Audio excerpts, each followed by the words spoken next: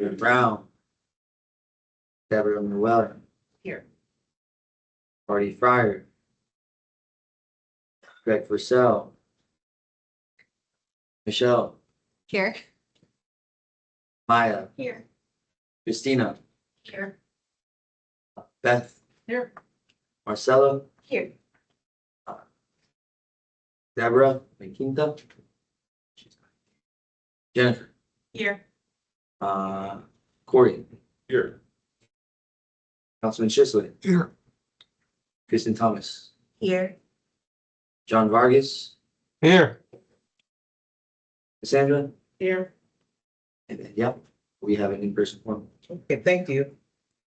At this time, we approve the minutes for August 22nd, 2025. Move to approve. Move to approve. Do we have a second? Second, then President. Thank you. We have a motion and a second. All in favor of the motion, say aye. Aye. Any opposers? That motion is carried. We'll move right into our first action item. Karen Smith. Good morning. Good morning.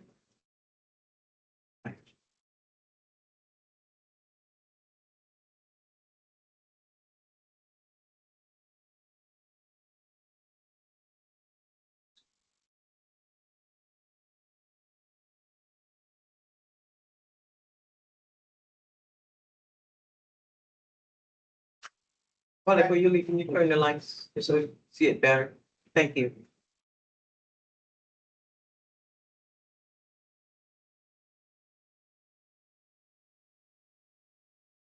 Good morning. The annual operations report for anyone who is not aware, is every year the Community Transportation Coordinator, the CTC, has to prepare, each one in the state has to prepare an annual operations report to the state. It's for the July through June of the state year, and it includes all of the trips, all the service for transportation disadvantage provided by Sunshine Line and by all the agencies with coordination contracts, and including Hearts Paratransit service. So it's all of the service in Hillsborough County, not just Sunshine. And it's normally used for the evaluation. The data in the AOR, but this year, because of the redesignation process, there is no evaluation. And like I said, the coordination contracts, there are 12 of those agencies, and then Sunshine Line at the part. The AOR is also accumulated into one larger statewide report that the TD Commission prepares that comes out in about January. This year's report, the actual report is included in your agenda package with all the details. I'm just going to go over the highlights. So in Hillsborough County, 16,560 transportation disadvantaged people were served by all of the agencies. This included 625,332 door-to-door trips. That is up 21% over the year before. And 468,000, almost 400,000 fixed route bus trips, and that's up 10% from the year before. So service continues to increase, year over year. I'd like to show this just because I think people think that TV service is for medical trips, and as you can see, it's largely not for medical trips. They're in there and they're prioritized. So if someone has a medical trip, it's normally a higher priority trip. But overall, for the whole system, 40% of the trips are for what are categorized as life-sustaining other, which basically means anything that's not medical, that's not nutrition, that's not employment, it's not education. So there are daycare trips in there for aging services, and there are trips to anything else that you need to do for your life is in there. And there's a lot of those trips, which I think is a good thing. And the 31%, which is the next highest category, is for nutrition, either going to a nutrition program, going to the food bank, going grocery shopping, so getting food. I just like to highlight that those things people are actually getting to those trips. I think it's an important thing. 10% are medical. I would point out that the TD program in general doesn't include Medicaid. So the trips that Medicaid is providing for medical trips is not included in there. So if they were good, that would be a higher number. And then roughly 18% are either employment or education. I would point out that there's a category in the report itself that breaks down trips by passenger type. If you happen to look at that, they are not mutually exclusive in the way the report is required to be submitted. So if a person is, say, low income, you have to break it down either low income, senior, or having a disability. Well, we all know that lots of people are all of those things, or two of those things, or three of those things. So everyone is kind of arbitrarily put into one of those categories. So but it really becomes not a very meaningful number in this report. So it's there because we're required to submit it that way, but if you ever need to actually ask us, because we can break it out. The resources to provide all this service, there were 388 vehicles across the system. And like I said, we included Hart paratransit, but it does not include Hart's fixed route vehicles, it's just the paratransit. And just over 4 million miles. I thought it was interesting that we did, but although the door-to-door trips increased, the miles decreased. So apparently across the system, it's becoming a little bit more efficient. That's a good thing.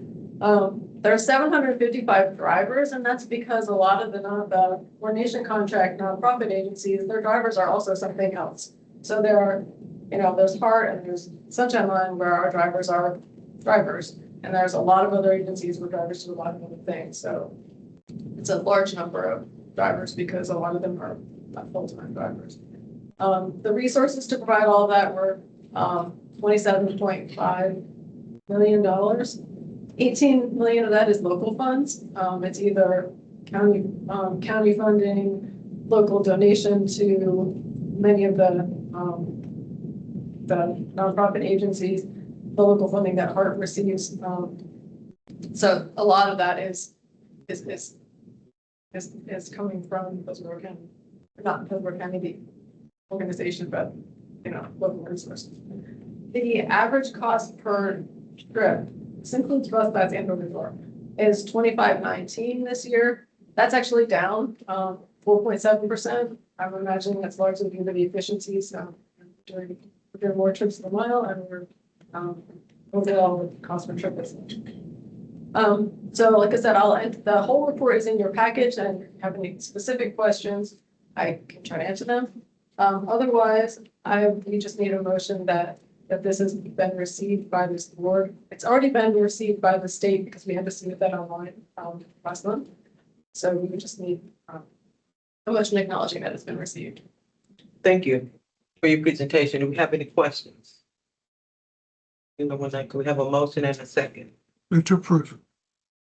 Need a second. I'll second. Michelle Sikavitsas. Okay, we have a motion and a second to receive the annual operating report. All in favor of the report, all in favor of the motion, say aye. Aye. Any opposed, that motion is carried. Thank you so much.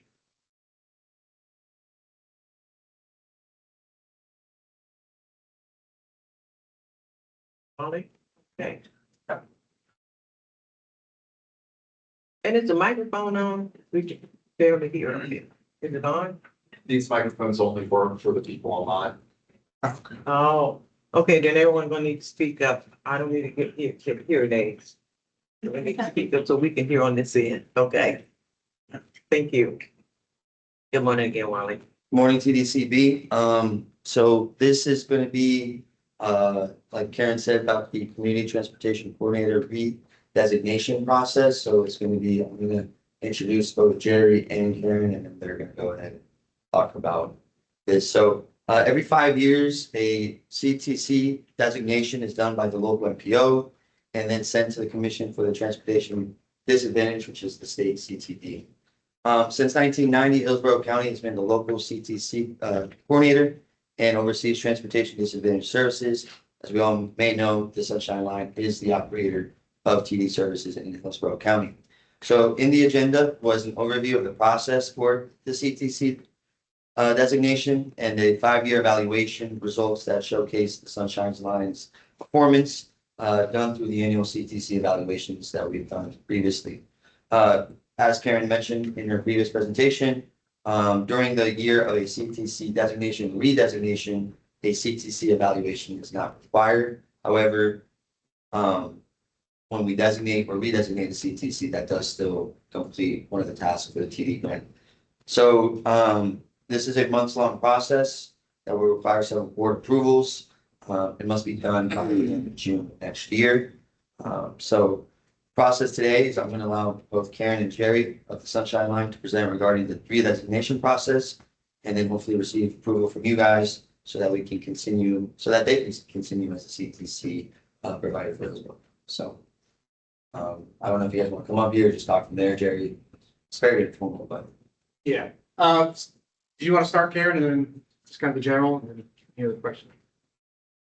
Hi, yeah, basically, the CTC redesignation process requires, this board to, you could, if you were, you could do a competitive process, but when it's a government agency, it can just be a recommendation that we continue.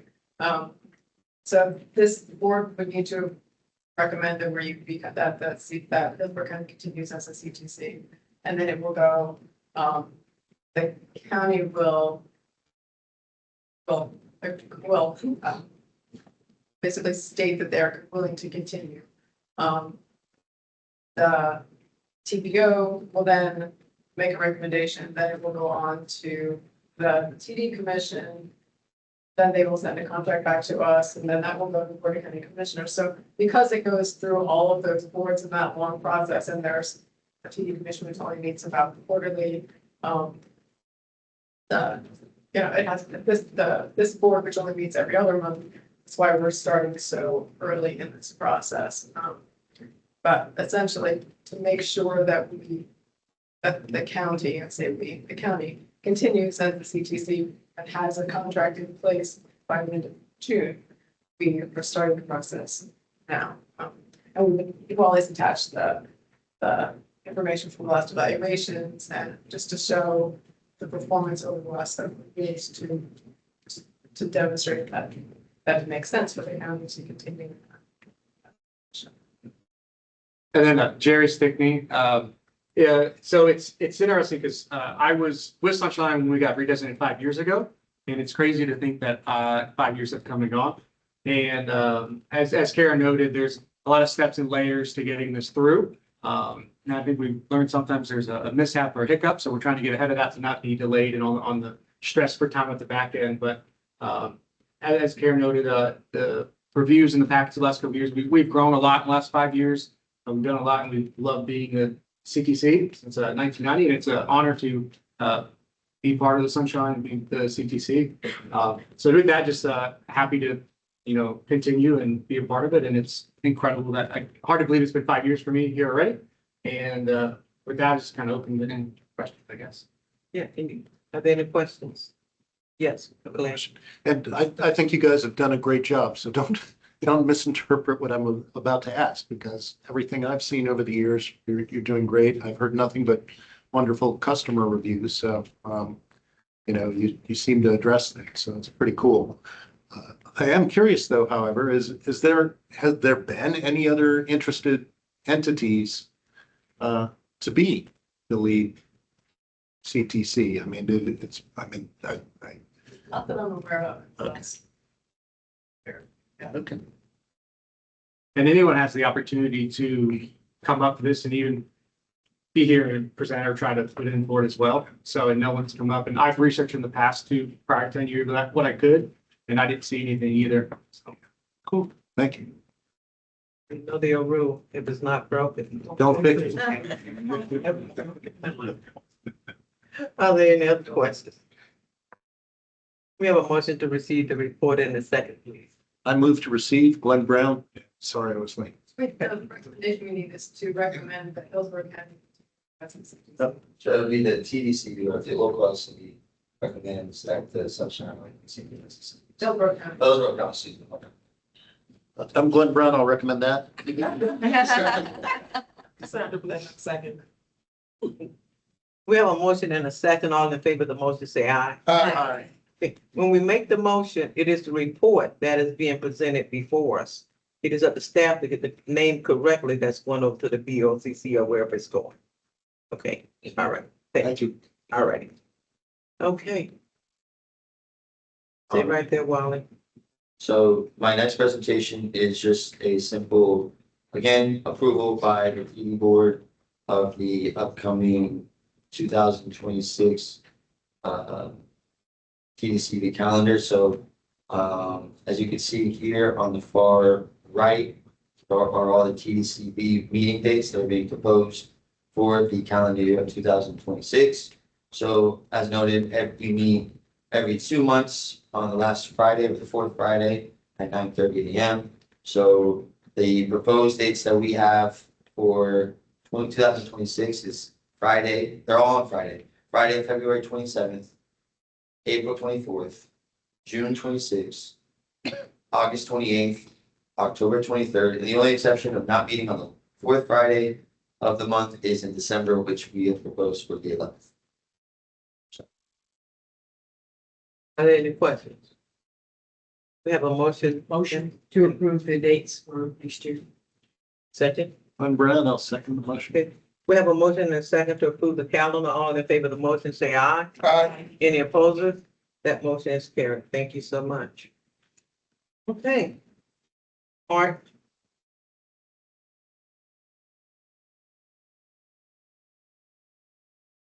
Good morning, Jesus. Good morning. Morning, TDCB. My name is Jesus Garcia, part staff. You are my last stop on a world tour. Me and my team have been taking this presentation to different boards and committees. I'm hoping to go out with a bang, so let's make it a good one. Councilmember Chisler has seen this presentation once already. Commissioner Myers has seen it twice. Please bear with me. I'll make it as painless as possible. Okay. Today I will explain why we are proposing some changes to the system. Then I will go over each proposed change route by route and how we have engaged the public to get their feedback. HART's currently reviewing our bus network and we are considering route changes for summer of 2026. These proposed adjustments are designed to be a trade-off, meaning we're hoping to reallocate our limited resources and put them in the best place to succeed, which will make HART more efficient and productive. And we also accepted feedback about these changes last month. So since last July, we've been conducting something called a comprehensive operational analysis, or COA, which is a full review of the entire system to identify strengths and weaknesses that results in short-term improvements, things like route realignment, changing frequency, changing hours, and the purpose is to impact quality of service for riders and quality of life for operators. These improvements are cost neutral, meaning they do not cost additional money, but they also do not save money. No new funding is assumed. It is best practice to conduct a COA every 5 to 7 years. This review is particularly important because it's the first one since COVID, and we want to ensure we're still serving the community in the best way. While the COA is only about the short term, we also have something called the Transit Development Plan, or TDP, which is a 10-year vision plan for how we would like to expand with future growth. The TDP includes a list of unfunded needs that allows us to prioritize service improvements when and if new funding becomes available. We will be doing a major update of the TDP next year, so we'll be coming back out to the community to talk about our future vision. So the COA will be the foundation of the TDP, and the TDP is the first 10 years of the LRTP transit component. So all these things are connected. So the routes with proposed changes are on the slide. First, we're looking at 2 improvements, routes 9 and route 34 on Prosper Avenue, and route 9 on 15th Street or 30th Street. After these slides were published, we've also started looking at route 38, which is the Brandon Mango Setner route, as a potential compare it to route 9, but it would be either the 9 or the 38. We cannot afford to do that improvement on both. So that's an update from that. We're also looking at route adjustments to route 7 in West Tampa, route 46 on Brandon Boulevard, and route 37 on Brandon and Park, and the removal of 3 routes, route 24 LX from Fish Park to South Tampa, route 25 LX from Bloomingdale to South Tampa, and the Hartford South County. So there are some proposed reductions in this plan, and we do not take this decision lightly, but we hope to reallocate those buses and hours to where we have the most demand, which will make the biggest difference to riders. Please note that the changes on the slide are just a proposal. They can be adjusted based on public input. I will now talk about each route one by one and what's proposed to change. So we're looking at improving two routes. The 9 and the 34. Again, the 9 could be replaced by the 38 potentially. The proposal for the 9 or 38 is to increase frequency from every hour to every 30 minutes. This will provide a better service to the nearly 700 riders or 700 trips that happen on Route 9 daily. One of our goals for this plan was to improve hourly routes because more frequency implies less wait time when transferring. That's why we looked at the strongest candidates, and that's how the 9 to 38 came to be in this proposal. And we also project that this improvement will bring an extra 200 trips per day to the route. The other improvement is Route 34. The improvement would be to have greater reliability by adjusting the schedule to arrive on time more often. Right now, that route runs every 20 minutes, but it is often late due to traffic. In order to keep the route at every 20 minutes, we need another vehicle from that traffic so that the buses arrive when they're supposed to.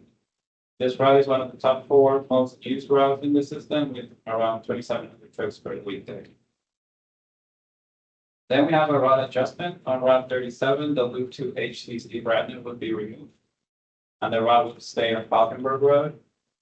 This change would make the trip quicker to the nearly 10 people on board the bus on average that are not going to HCC. For those going to HCC Brandon, which is about 1 person per trip, the alternative is a half-mile walk around Falkenberg Road. We are proposing to reduce the span of service on 2 routes.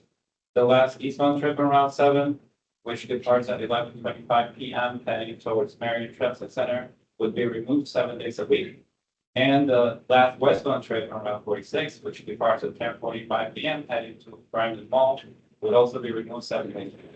The logic behind this is that last trip on these 2 routes, and sometimes it has only 1 rider, sometimes the bus is empty for the entire trip. That's how this proposal came to be. 2 of the linear express routes from the Brandon area to South Tampa would no longer be serviced. These are routes 24LX and 25LX. These 2 routes are some of the least productive in the system, but these riders have alternatives. They could potentially use Route 360LX out of JC County Park and Ride to get to downtown Tampa and the airport base. And there's also the Vanpool program as an alternative too. And lastly, Parkplex South County would no longer be serviced. This is the lowest ridership and least productive route in the system. Only an average of 2 people per hour use this route. For those who qualify, Sunshine Line could be an alternative for transportation within the Sun City Center and Mama area. And I already gave Jerry and Karen heads up. So public input is important. And it'll help us determine how to best meet the community's needs. We closed the public input period last week. So it was like September 15th through October 15th. And there were many ways to submit feedback. I think we had a website specifically for this plan. We had a form to submit comments, all the maps and flyers, the schedule of meetings, and it was available in English and Spanish. People could also call customer service, customer service, email us, send us physical mail for those who still do that. Or they could attend one of our many public meetings. We had town hall, virtual town halls. We had open houses at libraries and senior centers. We were posted at transit centers. We also had staff, park staff and consultant staff at park and rides and writing the routes affected. We gave out flyers and providing comments. All the comments are considered equally, regardless of how we receive them, whether people do the online form or they call customer service or they attend the public hearing. It's all considered the same. Comments were accepted until last Wednesday, October 15th at 7 p.m., which is when the public hearing concluded in the Hart Administrative Office. And I want to take this time to thank the TPO for providing consultant support to conduct this big outreach effort. It's been great to work with that consultant team. So next steps, as I said, public input period closed last week. We are now going to review the public comments and make adjustments to these plans as needed. The hard board of directors will do a final approval of the service changes in February of 2026. And if approved, the implementation will be June of 2026. We'll be coming back to the TPO in February to present the outcome of the outreach efforts and in May to promote the service changes. With that, I thank you for your time. I'm happy to answer any questions. Are there any questions? Go ahead. Sorry. When you do, it's good you're going by most use, that's understandable. But do you also look at like any demographic changes that might be pertinent to, who's riding as you're weighing that most use, sort of a principal component analysis? Yeah, we do look at several factors. Demographics is one of them. Use, land use as well. Like how our area is growing. Like for example, South County is growing. It is undergoing in a transit amenable way. Gotcha. So That's sort of where my curiosity came from too. Thank you. Any other questions? Okay, thank you so much, Thank Peggy, you. for your report. Michelle?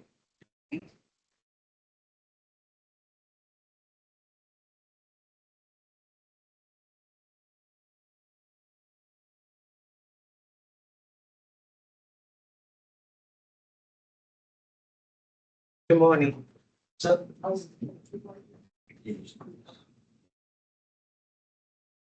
Good morning, everyone. I'm Michelle Sikavitsas. I work for FDOT, Florida Department of Transportation. I'm a transit programs coordinator, and the area that I am a program manager for is Section 5310.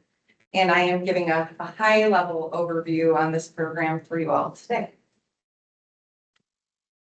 So our Section 5310 grant program, which Section 5310 is actually coming from the federal government.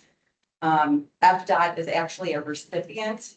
And then what we do is we administer to the sub-recipients, which would be the agencies that are actually receiving the funding. The purpose is to provide funding for transit providers, agencies providing transportation for seniors and persons with disabilities. Who is a senior under this program is actually defined by an individual who is 65 years of age or older. Who is a person with a disability under this program? This would be a person who has a physical or mental impairment that substantially limits one or more major life activities. Section 5310 program exclusions.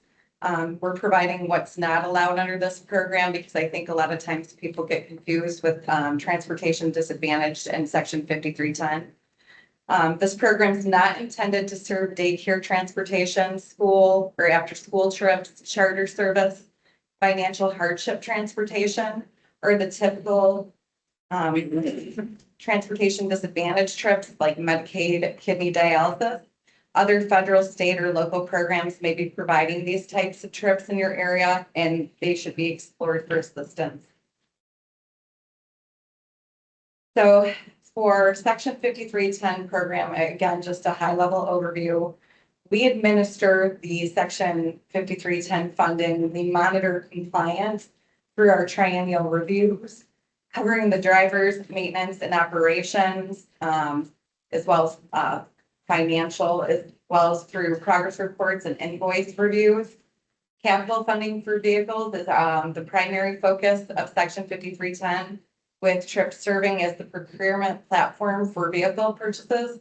It should also be said that we do capital funding and operating. However, capital is the priority, and we have to actually give out 55% or more capital before we can even consider giving out anything for operating.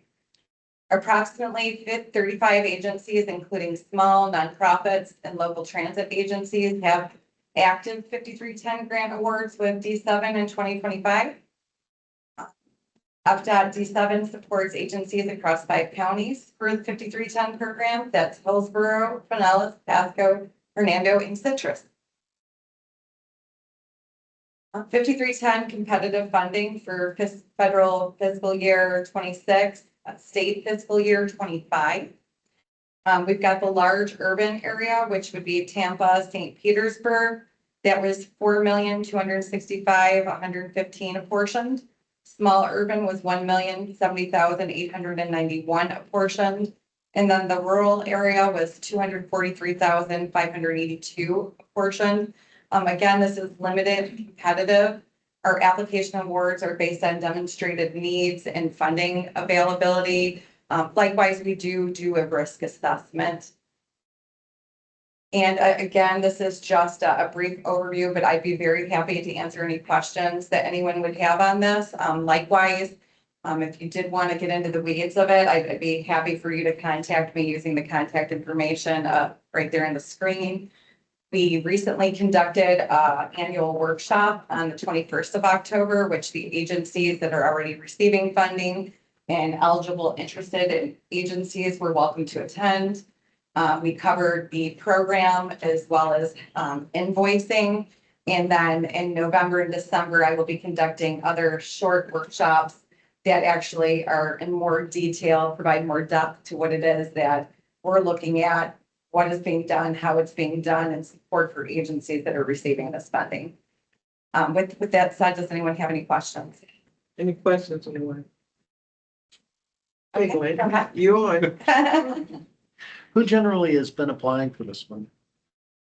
So Hart is a recipient. We have a lot of smaller agencies that have funding through us that do door-to-door pickup. So there's just smaller ones. You've got some medical agencies and agencies that are specific just to folks with disability, veterans that fall under 5310. So it's a little different for everyone, but as long as they're meeting those that criteria of being 65 and older, as well as well, I shouldn't say as well, and or a person, serving people with disabilities that are limiting one or more life functions. Yeah. Thank you. Okay, go ahead, Deborah. Thank you. I work for the Agency for Children with Disabilities. Yeah. And I'm not familiar with this, which doesn't mean anything, but how do people find out about the availability and grants to help transfer disability? So if you go to FDOT, the Transit Grants Administration page, it will give you all the grants out there that are available for this. 5310 deals directly with people with disabilities. However, there are other grants that are available out there also that they'll talk about 5311, 5307, 5339. All that information would be going through FDOT's grants, Transit Grants Administration. And when I say transit, that's just because it's just for transportation related. Obviously, there's a lot of other grants out there for folks with disabilities. Would this include like day programs for individuals with developmental disabilities? Yes. Okay, thank you. Yep, you're welcome. Any other questions? Saying none, thank you so much. Thank you. Jerry? Morning, everybody. Jerry Stickney with Sunshine Line. So I'll start with a little with the handout with our operating statistics. We've got August and September, and then I threw in September 2024, just for a little comparison. I did that last time as well. If you recall that year on this time, we were a little struggling with our call center and everything, so I wanted to show that we're working through some of those things. Trips wise, about 9,800 for August, over 10,000 for September. Our on-time performance right now, sitting around that 96 and 97%, so 96.5 for September. Our bus trips are in that 55,000 range. From 2024, it was around 47. So we've seen those increases in our bus pass program, and with our door-to-door trips as well are leveling higher. It's 8,600 in September last year, 10,333 right now. And then with our call center perspective, we've added that text message 5 minutes before your trip arrives that people can opt into. So that's helped us decrease some of the call coming in, because where's my bus? Where's my bus? Right. So that's helped decrease some of that. And we've added some additional staff into the call center. But even at that 7,500 calls in September this year, 7,900 last year, we had a 73% answer rate last year, and we had a 94.6 with a couple hundred comparable difference. Hold times, 24 seconds in August, 59 in September. There was about 600 or so increase, 600 in trip or calls for that month. Hold time last year was 2 minutes and 30 seconds, which, generally is not terrible either, but, not for us.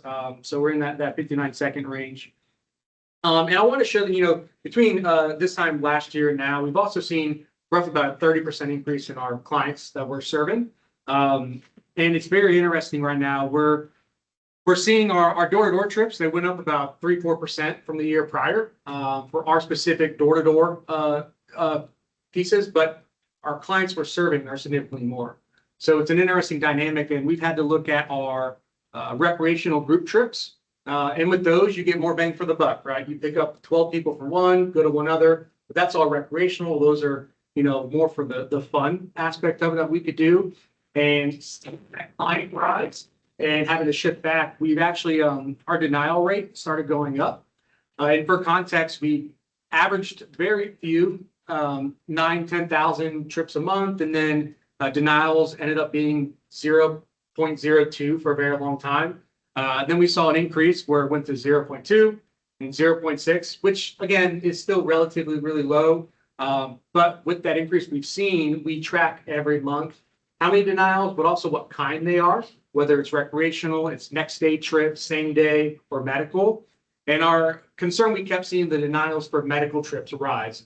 And we've been monitoring that. Last month, we had 69 denials out of 10,033 trips. So it's still a small aspect, but 55 of those were medical. And that's something that we did not like to see. So right now we made that decision to pilot to see about offering our medical trips only to book 14 days in advance. And then all the other trips, including medical, recreational, all the stuff between that 2 to 7, same that we've always been, to allow that medical piece to fit in first.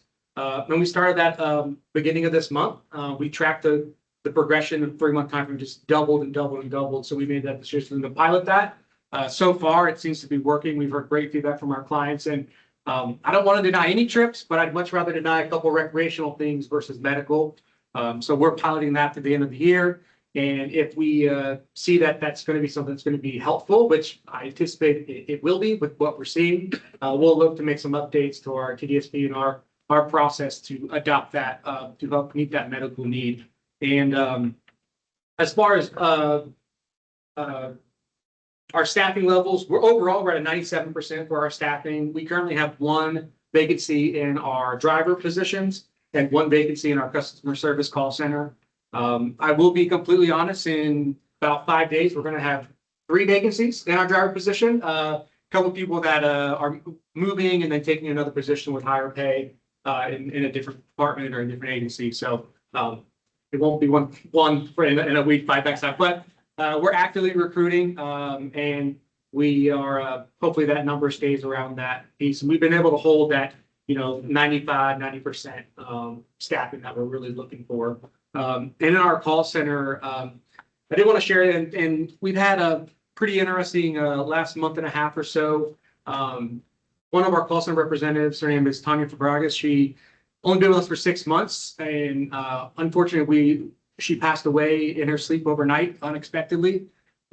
So our staffing has been down for that, but our team's it's been hard. She was an incredible woman and funny as all get out, and loved her snacks and loved her dynamic. And it was great. She was nice, but she'd tell you exactly how it is, knew our rules, knew the things. But what was so neat is she also had the compassion to know, all right, this is what we do, what we don't, but hey, William, here's our supervisor. What can we do? Hey, Jerry. So just if you could keep your positive thoughts and prayers to Tanya and her family. It's very unexpected. She was fairly young and just a tough couple of weeks and month for our team. So we're not recruiting right now for that role. We're going to wait till the first of the year. Just being honest, we're going to let things roll. And the team, they're performing okay with the vacancy, but just keep them in your thoughts and your just it's been a unexpected rough month or so. But so with the other pieces for our evaluation recommendations as well, new vehicles, well, we've been getting those in. We have transits out on the road, the gas powered transits, and we have our new Ford Cutaways on the road. In fact, we're going to have one parked outside in front of County Center after this meeting. So it'll be staged right when you walk out. You'll see the big blue bus, so you can't miss it. And it is our new color that we've updated. So you see the fresh blue. And on the back of your sheet, this is the new fleet that we have. We have our 3 Ford Transit electric vehicles still, our Ford Transits, the gas powered transits, and then these Ford Cutaways. Endera is the company that builds them. So the same bus essentially, but new color, fresh. And in those new buses, we've added this new securement platform called the Q Strength One, which mitigates a little bit of risk, a little bit of people error, right? In those aspects, we train very well. Our incident accident rate is very low. But when we see new things that are forward thinking and helping the experience of risk mitigation, but also loading time. This is cutting down the loading time significantly.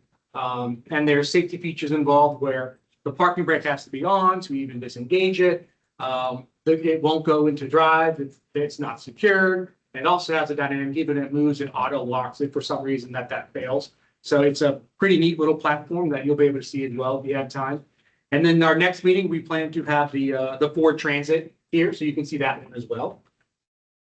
And let me just make sure I'm not missing anything. But yes, the last thing should be, I don't want to miss this part.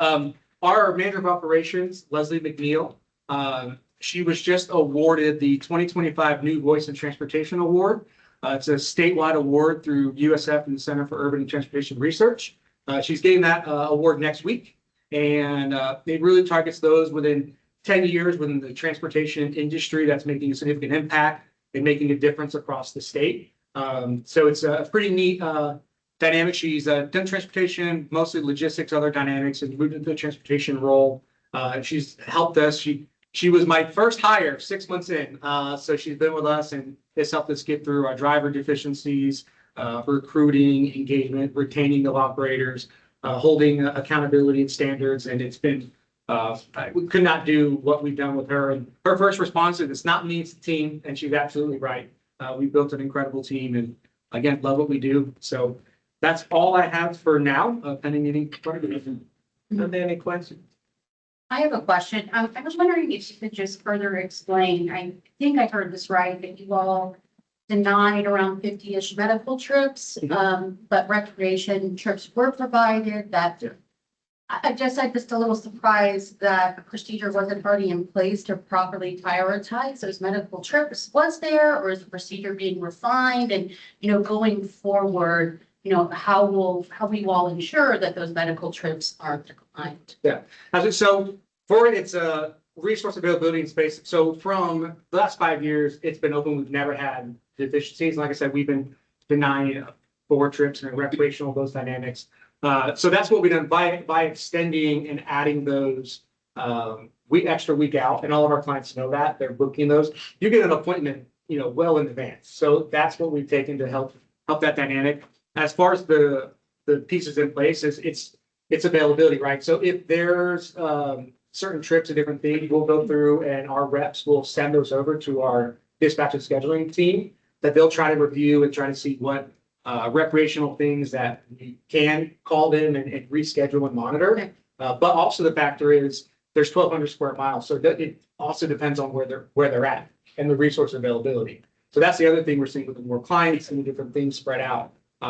So it was something that we've been able to mitigate through with the smaller dials and the availability of resources. But with that client intake, and that's the first step we take is adding that extra week to allow that time for people to do medical beforehand. So we're monitoring that weekly, and that was the first step, and it surprised us. And before that, it was out of like 6 or even like 24, there were like 3 that were medical. And some of those are next day or same day pieces that we have 0 availability, but we still send those over to dispatch scheduling, and they try to review, move things around.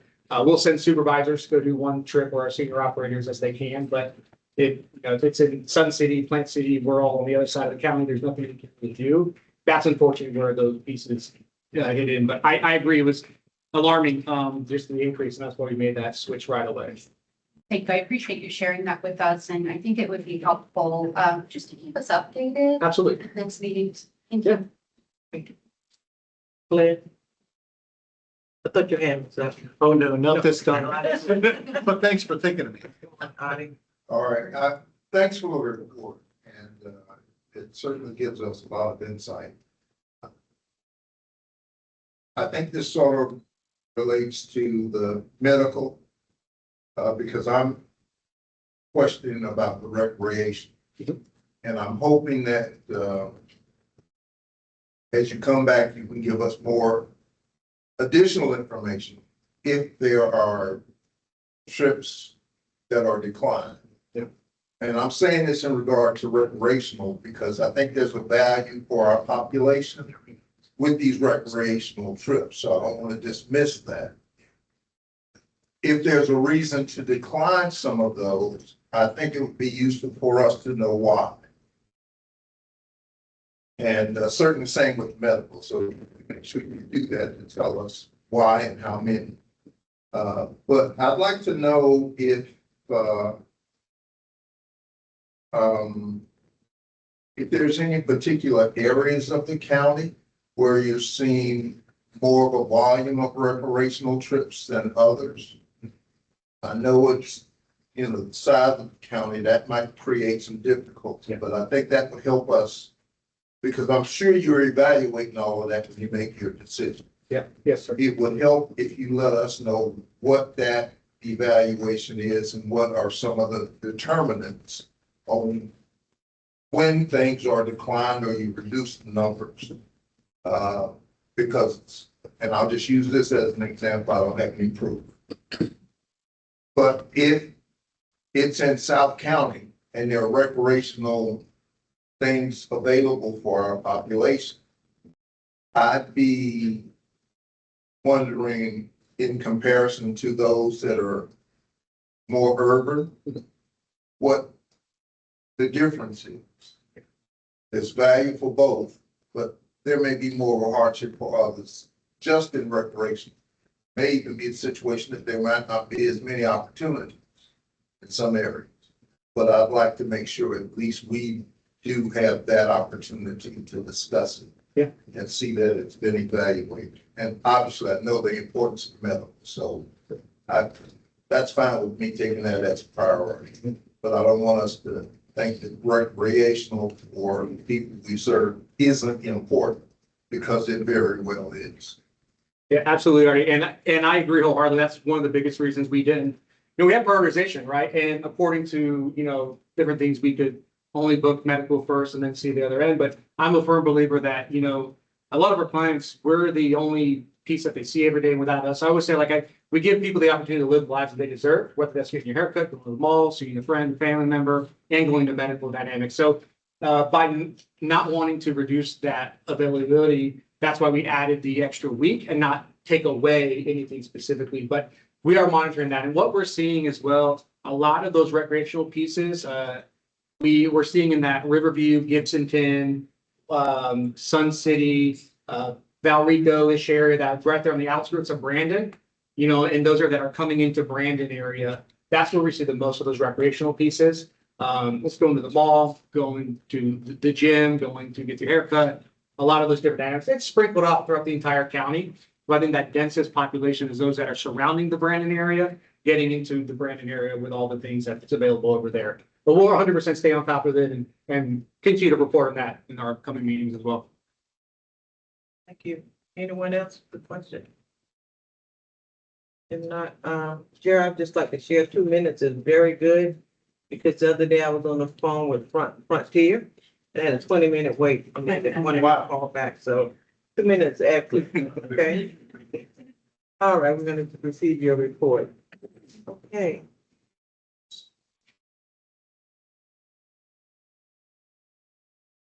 It's coming up from, Sharina. Good morning. Good morning.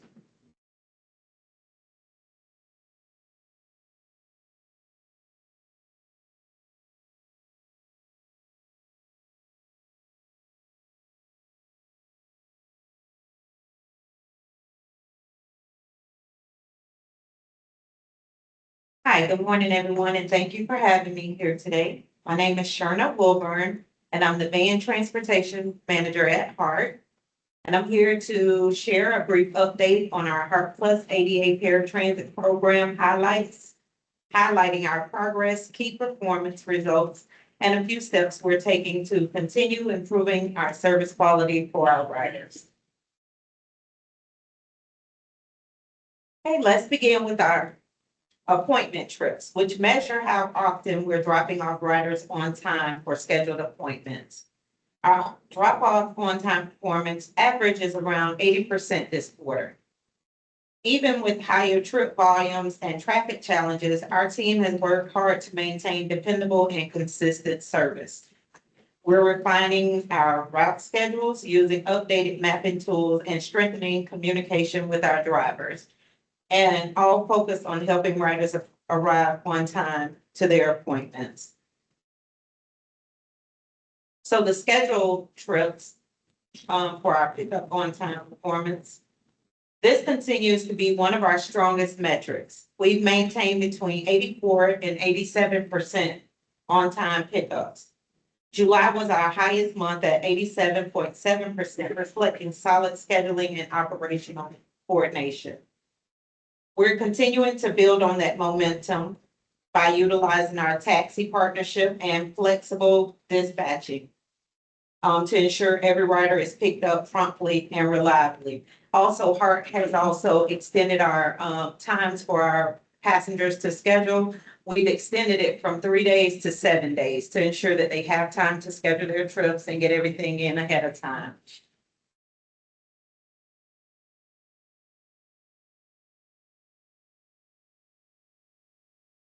So our cancellations and no-shows, this continues to be an important part of keeping our service efficient and reliable.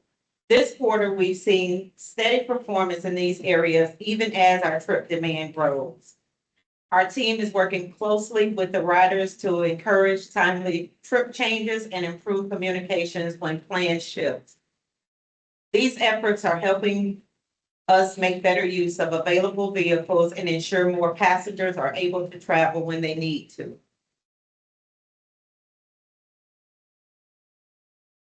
So our paratransit trips, as our ridership continues to grow, we have provided an average of 24,000 paratransit trips this month, well, per month, which is a 6% increase from our last quarter. This growth shows that our community continues to rely on Heart Plus for essential travel needs. As we head into the next quarter, we're prepared to support even more riders while maintaining the same level of quality and care for our customers that utilize our service. As ridership grows, our focus remains on maintaining efficiency and reliability. Our scheduling and dispatch teams are working daily to balance the route loads, optimize travel zones, and reduce customer wait times.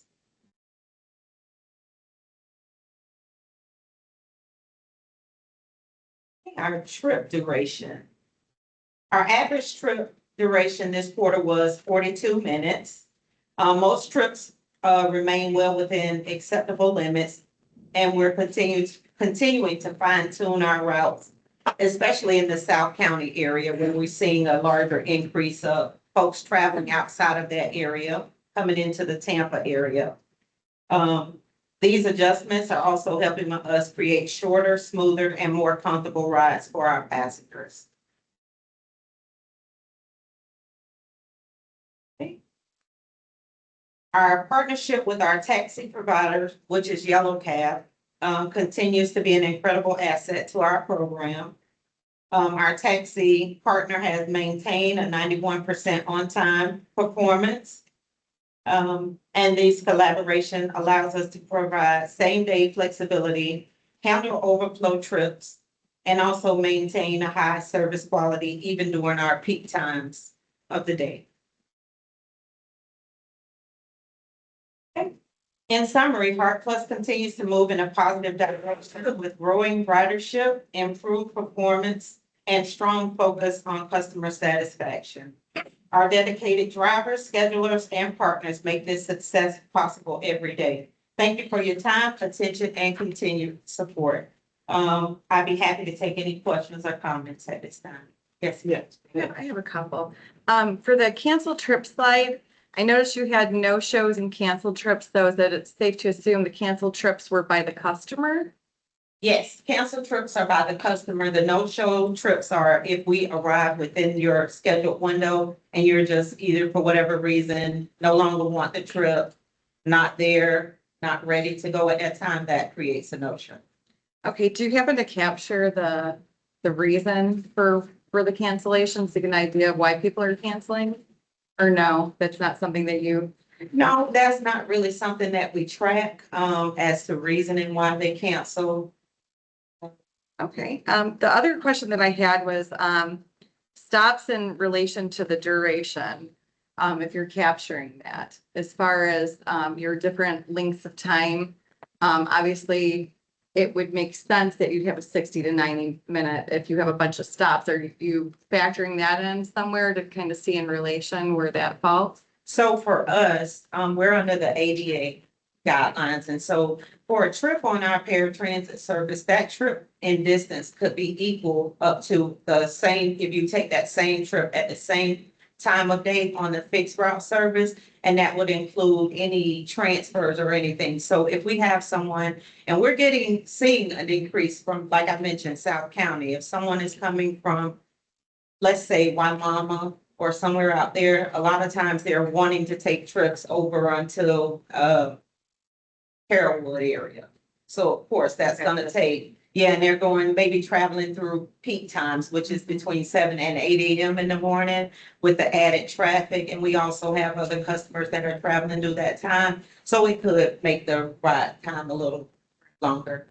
That's where we are. Glenn? It's not my two. With the service changes to South County, how will that affect you? Will they have to then pick up Sunshine Line, or how does that work? You mean for them removing the South County flex? Yes. I'm not really sure. We'll still operate in that area, some of the Heart Plus services. But hopefully, if we're not focused around that area, that will also increase our efficiency, able to get to and from to different appointments, maybe a little quicker if we're not. And would some of that, that would go off on Jerry, right? Yeah, if they're eligible for our service, then they would, be able to use our service. Yes. Okay. So we do anticipate seeing an increase in that area with the changes. Okay. Okay, so following that, so how is that gonna impact persons that we serve? I think we're talking two different things here, Yeah. guys. We got this mixed up a little bit. That was just gonna act. Yeah, go ahead. Good morning. Come to the mic, please. Good morning. Good morning to everyone. I'm James Secor, Director of Paratransit for Heart. And I was gonna just to answer your question, we are discussing possibly implementing a micro transit service, piloting that program just to make sure that people in the South County area still get service. That was also a part of the COA. So those are the things that we're looking to make sure that no one, loses out on transportation, especially in that area. You working on it? Yes, sir. Has an idea when you'd be able to give us some information on what you all decided or determined? Well, once we take those recommendations to the board in February, that is part of our plan. And so we're looking at adding resources to ensure that we have enough vehicles to serve that. So probably February or so? Yes, sir. So the other changes aren't being made until like June anyway, so that's well, and so we're really in the planning period, being able to make sure everything's covered and there's no gaps. Yes, ma'am. Yes, ma'am. So the COA is the analysis, and then there's the public outreach part, and then after public outreach, we take all the recommendations and then, further plan and, strategize on how we're gonna be able to accomplish it all. Sure. So you just would like to make sure you keep us abreast of that. Certainly. And share that.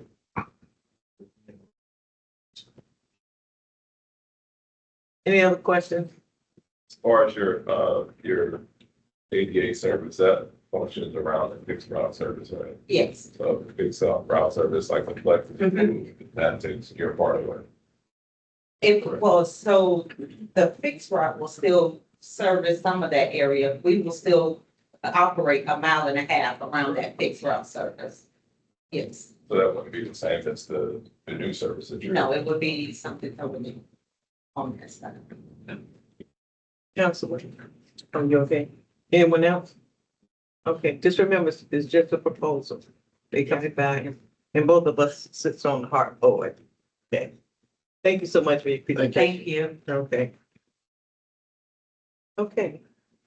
We move right into old business. The old business. Now, the next meeting date, mark your calendar, December 12th. Any new business? Yes. I don't have new business, but it just occurred to me, I never mentioned when we'd be opening up applications for 5310. So I did want to share that. So on October 31st, the applications for federal fiscal year 26, state fiscal year 27 will open up and they will close at end of business January 30th. So if anyone is interested in 5310 funding, just be aware of those dates. Thank you. Thank you.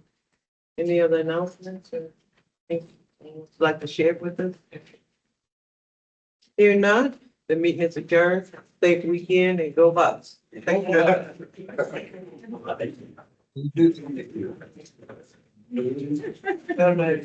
need a. Sure there. Absolutely.